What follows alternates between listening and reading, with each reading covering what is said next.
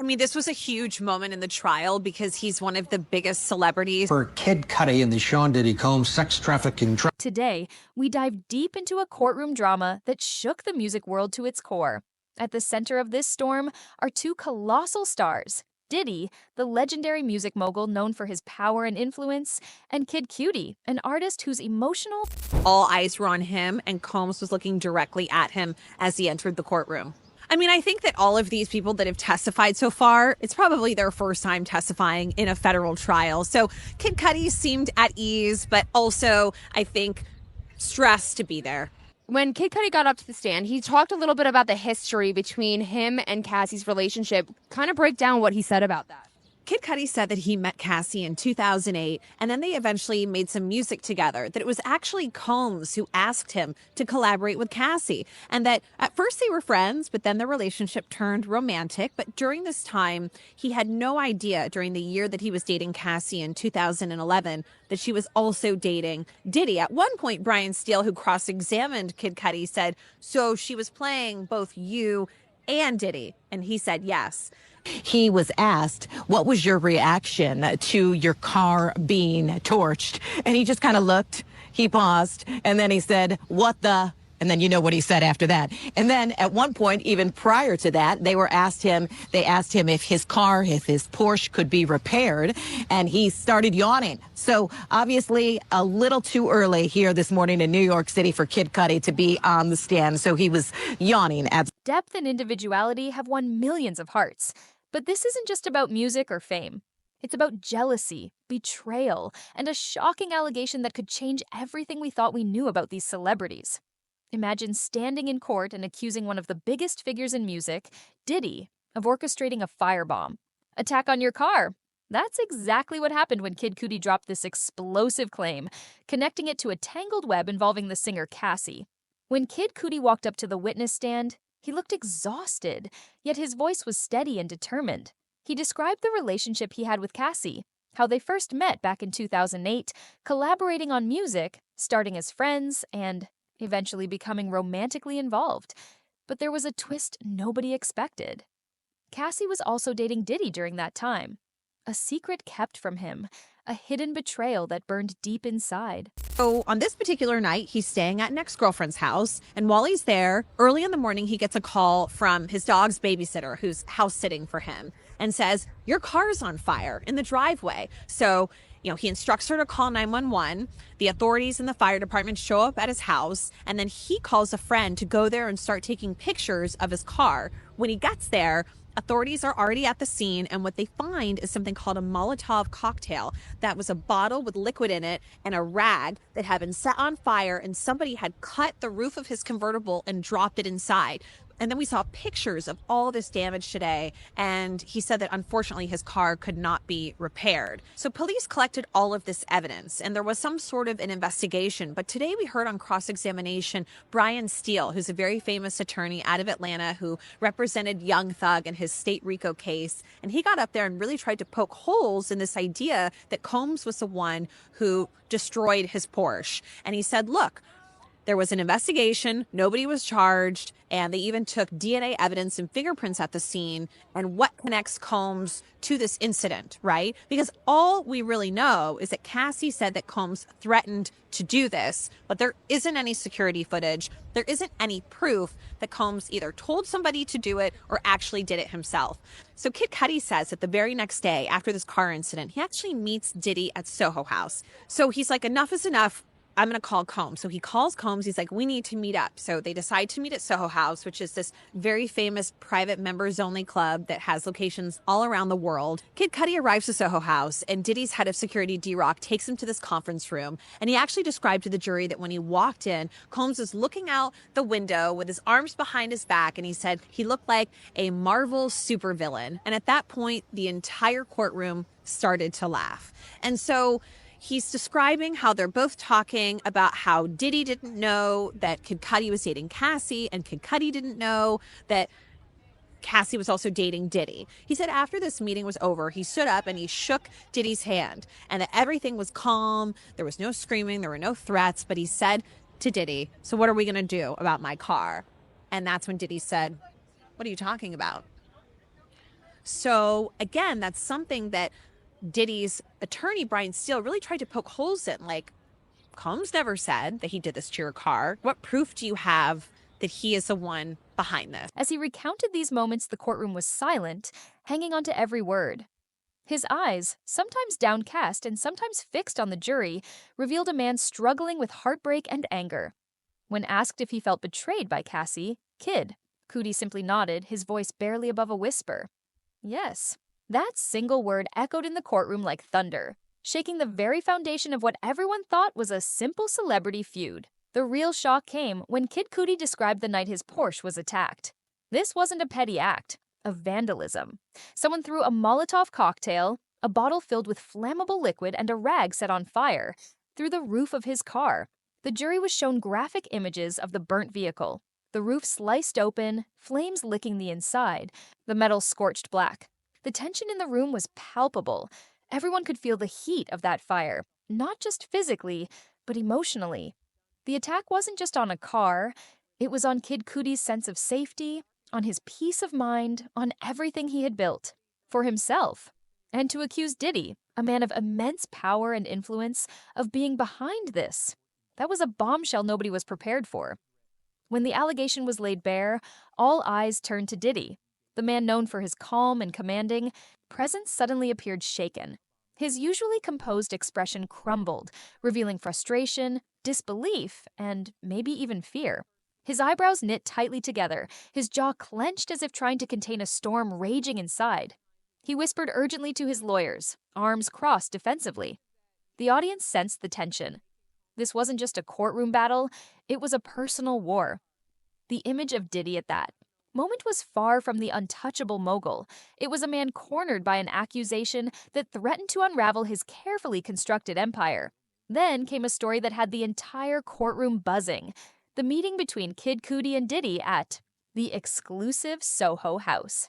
Kid Cudi described entering a private conference room where Diddy stood with his back to the window, arms folded, looking every bit like a Marvel villain. This striking image was almost cinematic, and even brought nervous laughter from the audience. He also said that at one point when he got to know Cassie that she did say that she had been in a romantic relationship with Sean Combs and that he had been physically violent, but he also testified that he was not aware of any sexual violence. Now, he also talked about an incident from December 2011, which had to do with a break-in into his house. Can you tell me a little bit about what he said about that incident?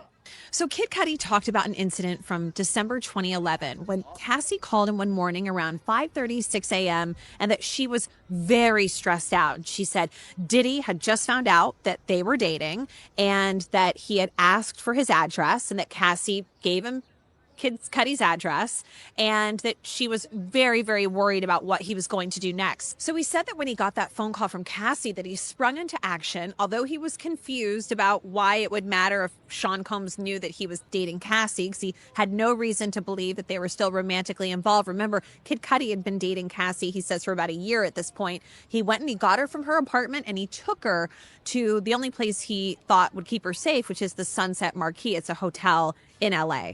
So in this phone call with Cassie, she says, look, Diddy knows we're dating. He asked for your address. I gave him your address and I'm so scared right now. So he goes and he picks her up at her place and takes her to the Sunset Marquis Hotel. While they're there, they got a phone call from a friend of Cassie's who said, I'm sitting in front of your house right now, Kid Cudi. Sean Combs and an associate of his are inside your house. And that's when he was like, what is going on? He said he was angry. So he gets in his car. He said it was a Porsche 911 convertible. And on his way to the house, that's when he's starting to get worried about what am I walking into? Could Combs have weapons? Who else could be there at the house? Could this turn violent? Although he said he did want to fight Combs for breaking into his house.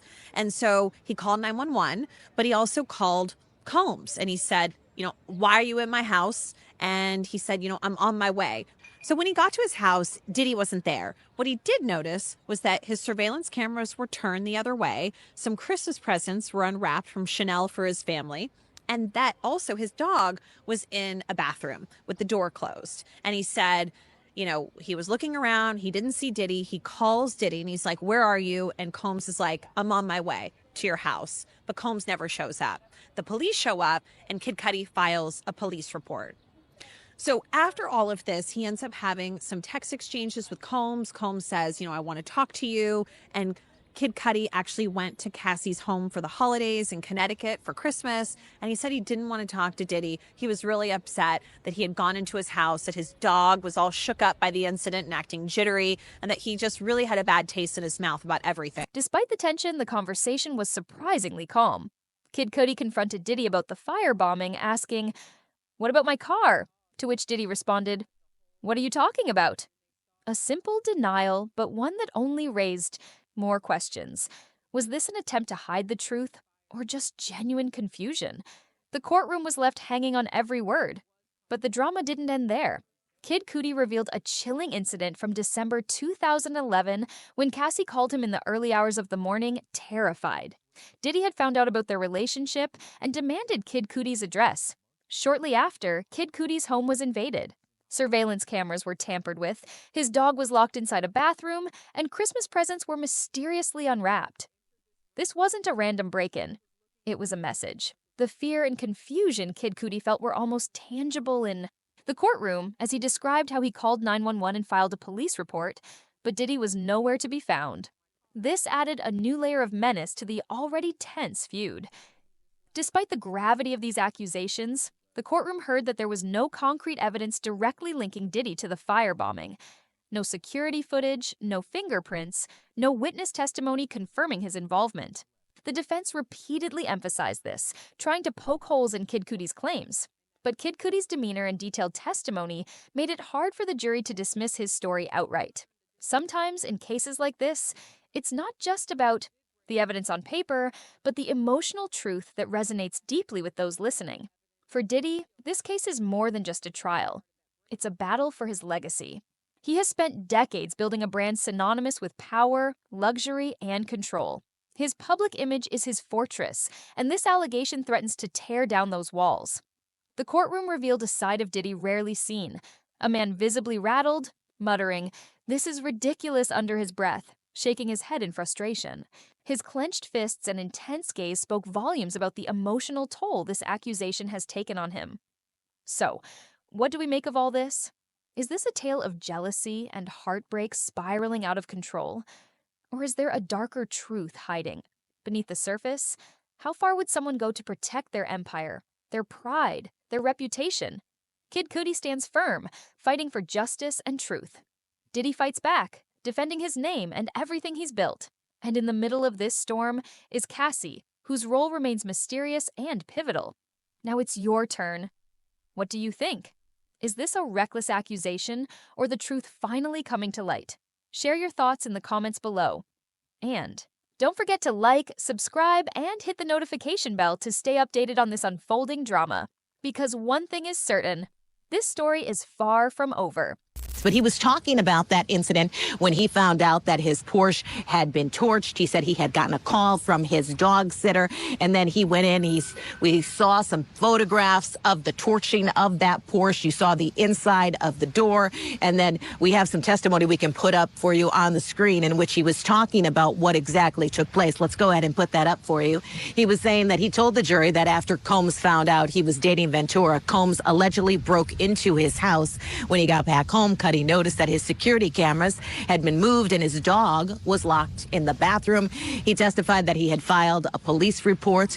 Also, some other testimony that we can put up for you in which he was talking more about the Molotov cocktail car fire. This was in 2012. The jury did see some photographs of the car damage. He testified, "It looks like the top of my Porsche was cut open, and that's where the Molotov cocktail was put in." So the cross-examination of Kid Cudi is just getting underway. So what he's being asked by Mr. Steele, defense counsel, one of the defense counsel for Sean Combs, is about his relationship with Cassie and how he had said on the stand, Kid Cudi, that he felt Cassie played him because he was under the impression that Sean Combs, as well as Cassie, were no longer dating. So Mr. Steele used his words, and he said, "Yeah, I did feel like that."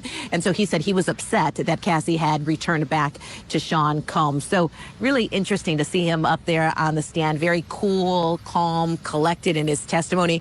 Sean Diddy is sitting back in his chair, just listening.